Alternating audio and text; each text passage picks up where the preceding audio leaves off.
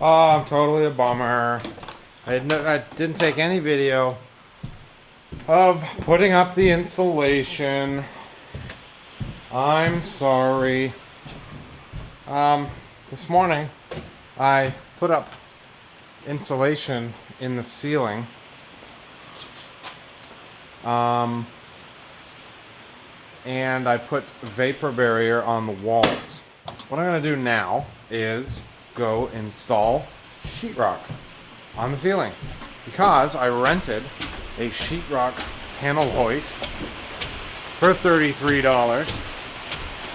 and I figured because I rented it, I might as well use it, right? So yeah, that's what I'm gonna do. But first, this is what I've done. I put this insulation. I should plug the light in because you're not actually going to be able to see it. Alright, so now I have a light on, which doesn't actually help very much, but I put the insulation in the ceiling. I used these insulation supports. It's a metal piece of wire, and you basically poke it through the joists and it stays because it's just a little bit longer than 22 and a half, which I think is what the spacing between that is. So yeah. I put that up. If you're ever in a situation where you have insulation without a backing,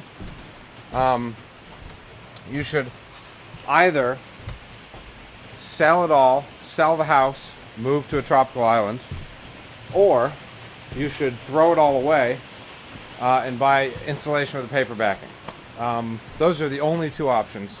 This right here is definitely not an option. Don't ever do this. It sucks.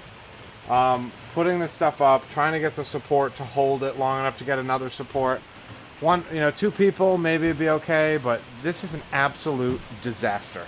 This whole pile of free insulation that I got is, I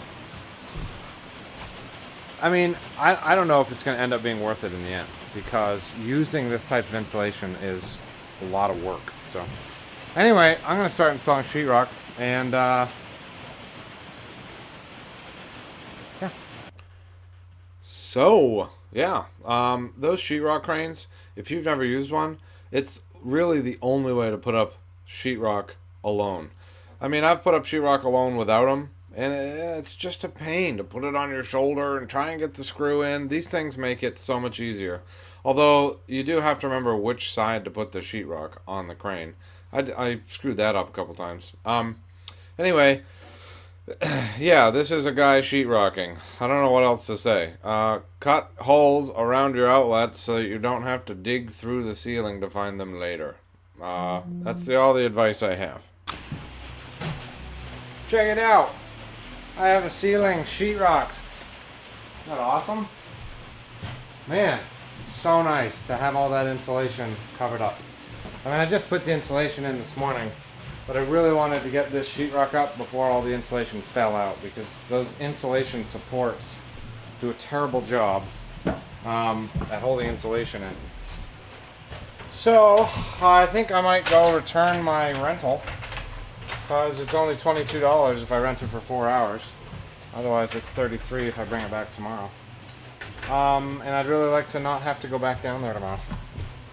So, yeah, I think I might do that, and then sheetrock the walls, I guess. I mean, I don't know what else I could do. I mean, relax, I suppose, but I'm not very good at that. So, I think I'll sheetrock the walls. And then this storage room is going to be ready to use. Ready to store stuff in. That is a wicked exciting proposition for me, because I have a lot of junk lying around. And this room is totally not big enough to hold it all, but it's a good start.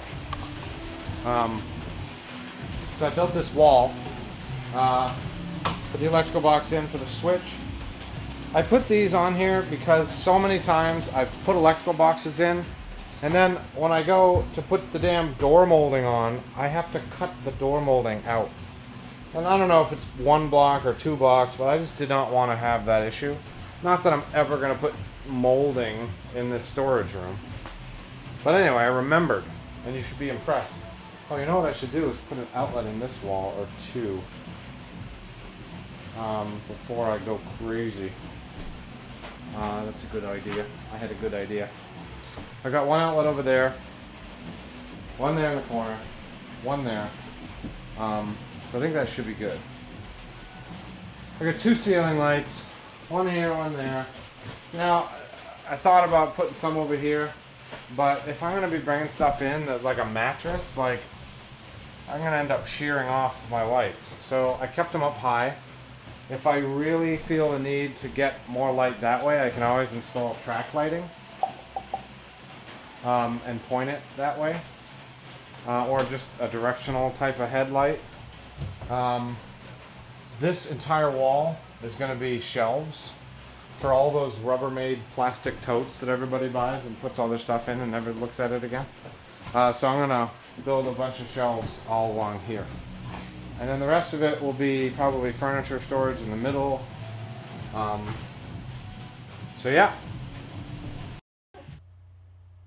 This is a guy putting sheetrock on the wall.